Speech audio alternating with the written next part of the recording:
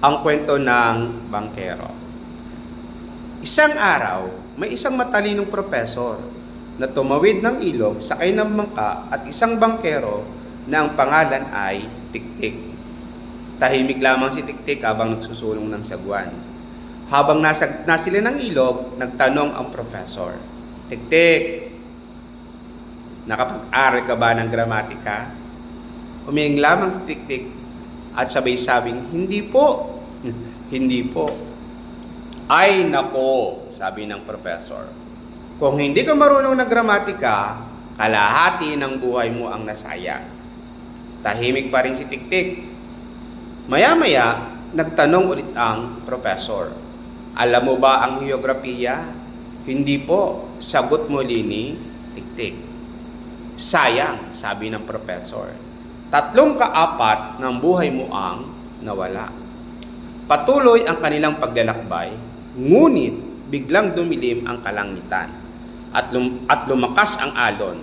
Nagsimulang tumaob ang bangka at nataranta ang professor.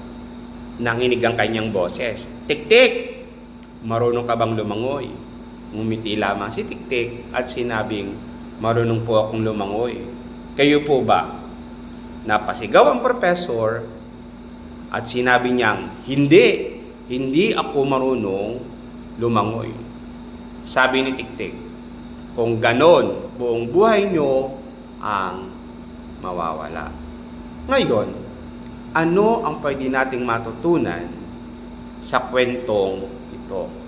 Magbibigay ako ng 4. Una, hindi sukatan ng talino ang formal na edukasyon. Ikalawa, lahat ng tao ay may kanya-kanyang uri ng katalinuhan. Ikatlo, huwag maliitin ang iba dahil lamang sa hindi nakapag-aral. Ika-4, minsan ang alam mo ay hindi kasing kahalaga ng kailangan mo. Huwag maliitin ang sinuman. Lahat tayo ay may kanya-kanyang halaga. Ang edukasyon ay mahalaga, ngunit higit na mahalaga ang kababaang loob at praktikal na talino. Ang tunay na dunong ay ang paggamit ng kaalaman sa tamang oras. Iba-ibang talino ng bawat tao at lahat iyon ay siguradong mahalaga.